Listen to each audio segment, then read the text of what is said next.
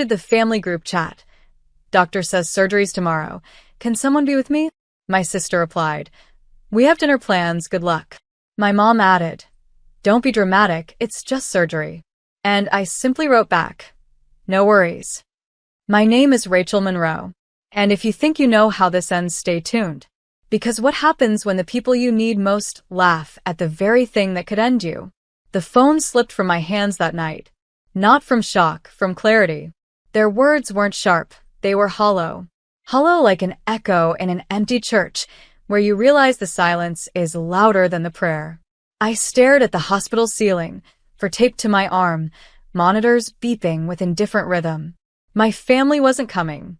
They had reservations, selfies to post, a world where I was an afterthought. So I whispered, to no one in particular, then I'll stop asking. The nurse adjusted my blanket, eyes gentle in a way blood never gave me. Strangers showed me more presence than blood. That irony burned deeper than the incision waiting for me at dawn. But I didn't rage. I didn't beg. I chose stillness. And stillness breeds clarity. That night, as the city hummed beyond the glass, I signed a release form. Media contacts. Public interest request. Quiet preparations that didn't need applause, just timing. Because while they clinked glasses at dinner, a news ticker was already building its headline.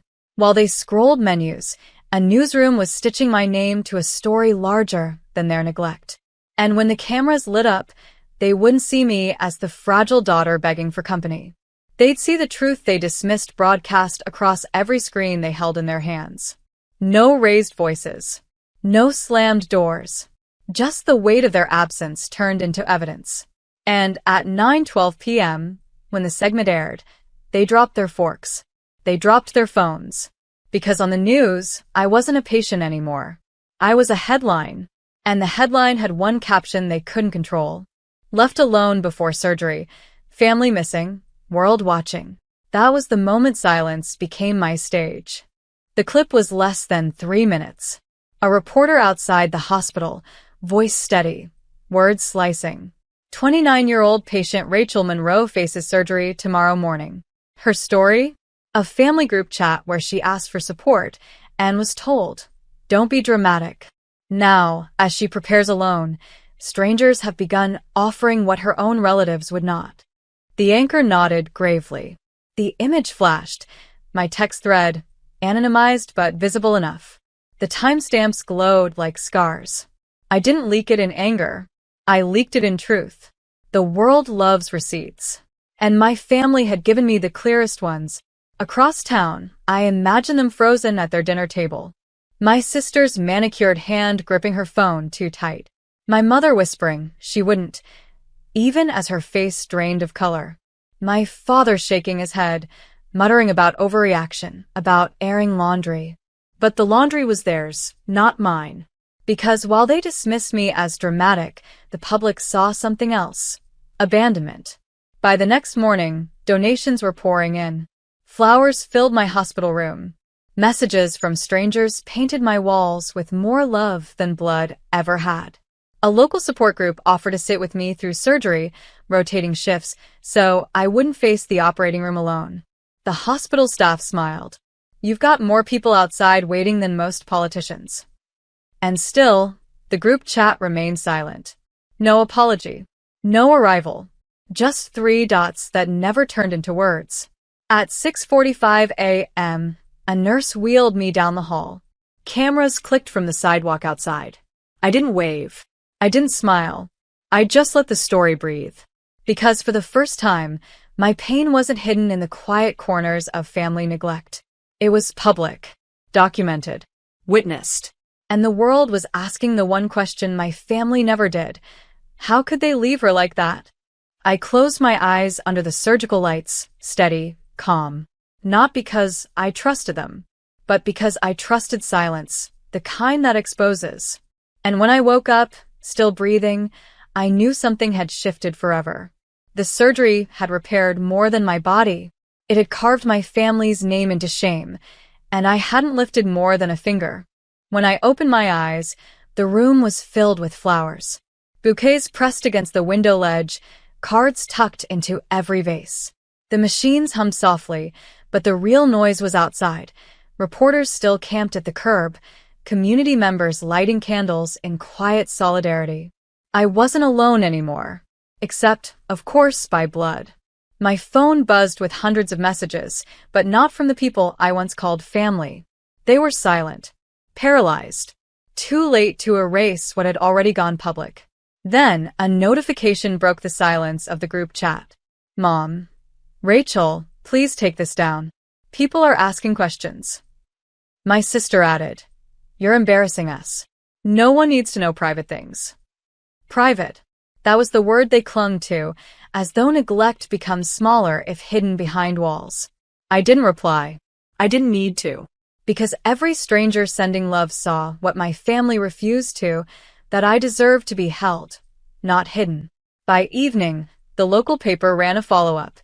Community rallies behind patient abandoned before surgery. Photos of volunteers standing outside my window, holding signs. We're with you, Rachel. And in the middle of that article was one quiet line that changed everything. Family declined to comment.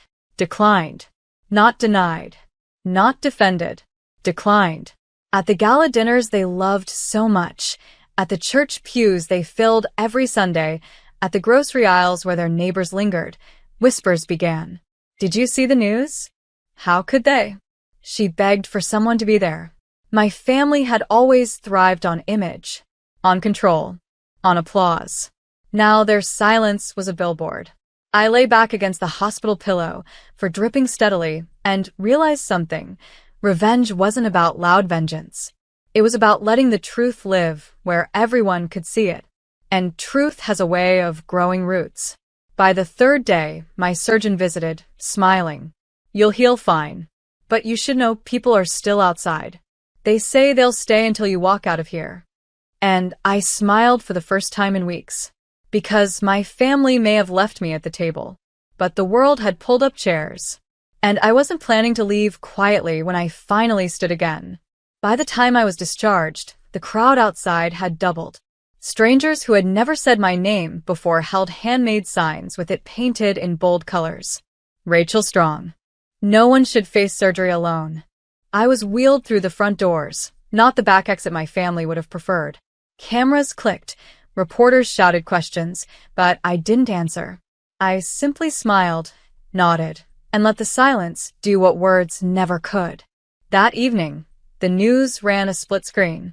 On one side, me, being wheeled out, greeted by flowers and applause.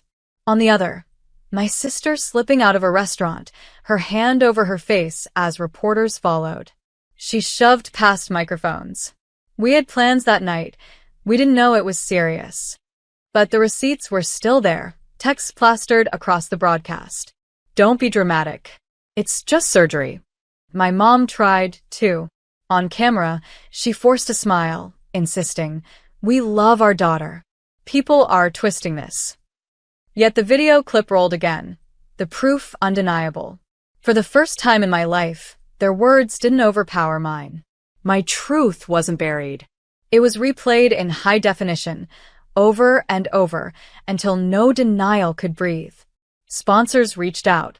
A nonprofit asked me to speak at a medical fundraiser about loneliness in hospitals. One journalist called it the story that made a city question what family really means. And while the world wrapped me in compassion, my family wrapped themselves in shame. Invitations to dinner stopped. Neighbors no longer smiled politely. The social pedestal they worshipped crumbled beneath them, piece by piece. But I never shouted. I never demanded an apology. I simply let the mirror face them, day after day, until they couldn't look away. Late one night, my phone lit up again. My sister. Rachel, please. End this. We can't go anywhere without people staring. Mom, you've made your point. Enough. But what they never understood was this. It was never about punishment. It was about proof. Proof that I wasn't invisible. Proof that their neglect wasn't just my burden to swallow in silence. Proof that the world sees what they pretended didn't exist. I turned off the phone and set it face down on the nightstand. For once, I didn't need to answer. because every screen in the city already had. The invitations came quickly. A talk show wanted me on their morning segment. A podcast asked for my voice. A university health panel emailed about resilience. Each message carried the same theme. Your story matters. People need to hear it. I thought back to the night I texted my family for help, words small and trembling. Doctor says surgery's tomorrow. Can someone be with me? I had asked for presence. I received rejection. Now the world was asking me to speak, not as a patient, but as a witness. When I walked onto that first studio stage, lights blazing, microphone clipped, the host introduced me not as a victim, but as a voice. Rachel Monroe, whose courage sparked a national conversation about what it means to show up. The applause wasn't for pity. It was for truth. Meanwhile, my family's silence deepened into isolation. At grocery stores, neighbors turned their carts. At church, pews shifted when they walked in. Invitations evaporated. Their dinner plans, so important the night before my surgery, vanished entirely. And still, the group chat remained. Empty. 3 dots never appeared again. But I kept each screenshot. Every dismissive line preserved like evidence in a museum of neglect. Because the story wasn't just mine anymore. It belonged to every person who had ever asked for love and been told they were too much, too dramatic, too inconvenient. The nonprofit fundraiser was the final seal. Hundreds gathered in a hall strung with lights, faces glowing with empathy. I stood at the podium, not shaky, but steady. I thought I was alone, I began. But being left alone taught me something. Silence is loudest when it's shared. Applause swelled. In the back of the hall, I saw them, my mother, my sister, my father, standing in the shadows, uninvited but curious, watching the crowd that had once been theirs. Their eyes weren't angry. They were hollow, searching for a way back into a world that had already closed its door. I didn't call them out. I didn't even acknowledge them, because revenge wasn't pointing fingers. It was standing in a room full of love they once withheld, and knowing they had to watch it bloom without them. That night, as the lights dimmed and the applause lingered, I realized I didn't just survive surgery. I had rewritten the story of who showed up, and the ending was still unfolding. The headlines shifted. No longer abandoned before surgery. Now they read, from patient to advocate. Rachel Monroe speaks for the forgotten. It felt surreal. My pain turned into power. My neglect transformed into momentum. Hospitals invited me to consult on family support programs. Organizations wanted my input on policies. Strangers in waiting rooms recognized me and whispered, "That's her." But back home, my family sat in a silence of their own making. My sister tried damage control online. She posted filtered photos, captions about family first and together through it all. But every comment was the same. Where were you when she asked? She deleted the post within hours. My mother, once the center of every social circle, withdrew. No brunches. No garden parties. Neighbors whispered when she passed. The pedestal she guarded so fiercely was gone. My father? He never messaged. His silence wasn't absence, it was pride refusing to bend. But even he couldn't escape the looks in grocery aisles, the newspaper folded too neatly on the porch. And me? I didn't chase them, didn't block them. I left the group chat exactly as it was, frozen in time, 3 lines carved into digital stone. We have dinner plans. Don't be dramatic. No worries. That chat became a monument, not of rage, but of revelation.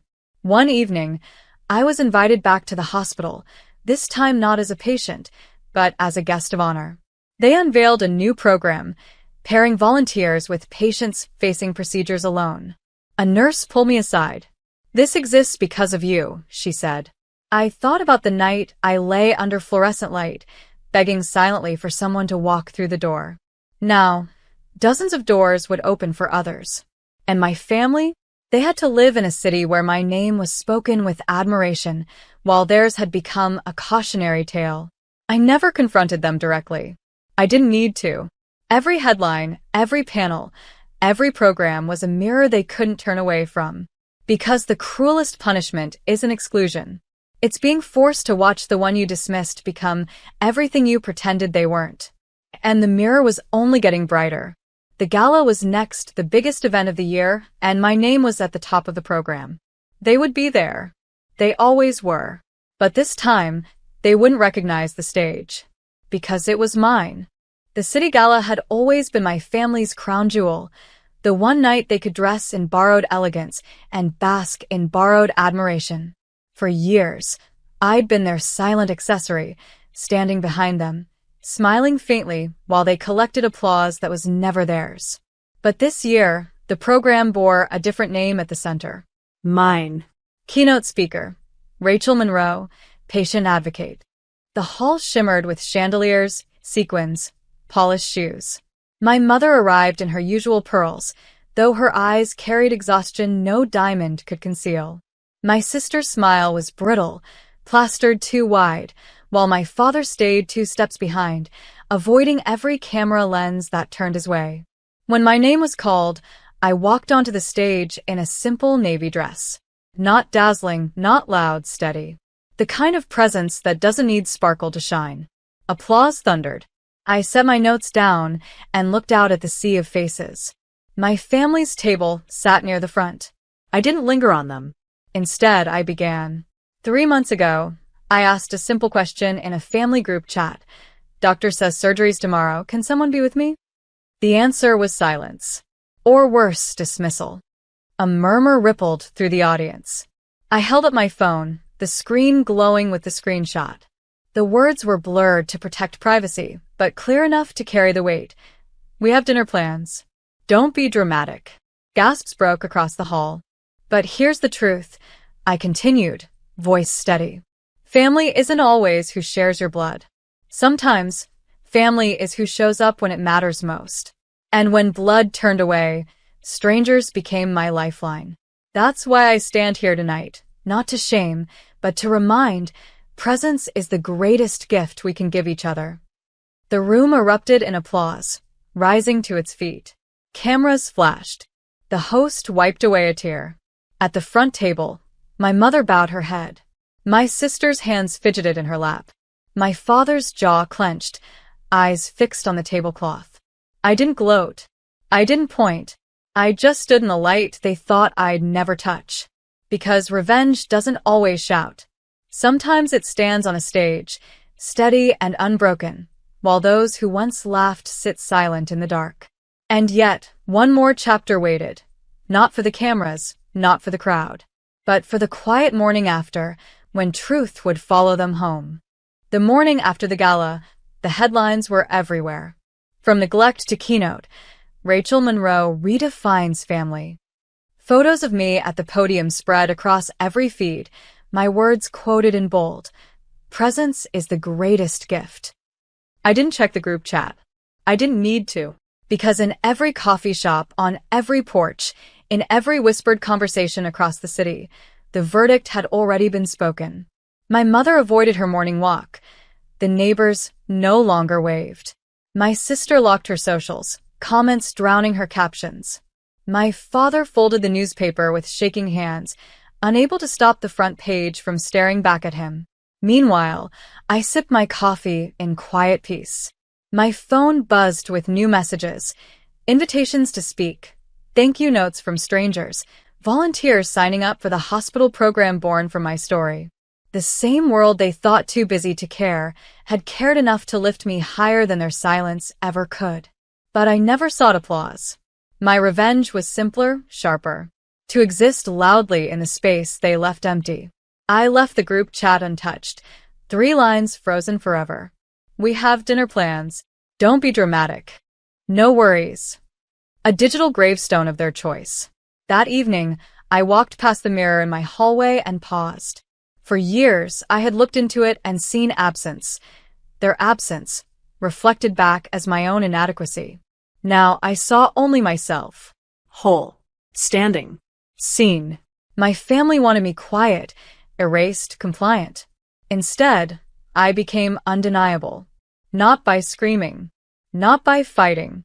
But by letting their neglect speak louder than I ever could, until the whole world heard it. That's the thing about silence. It can bury you, or it can crown you. And when the story closed, it crowned me.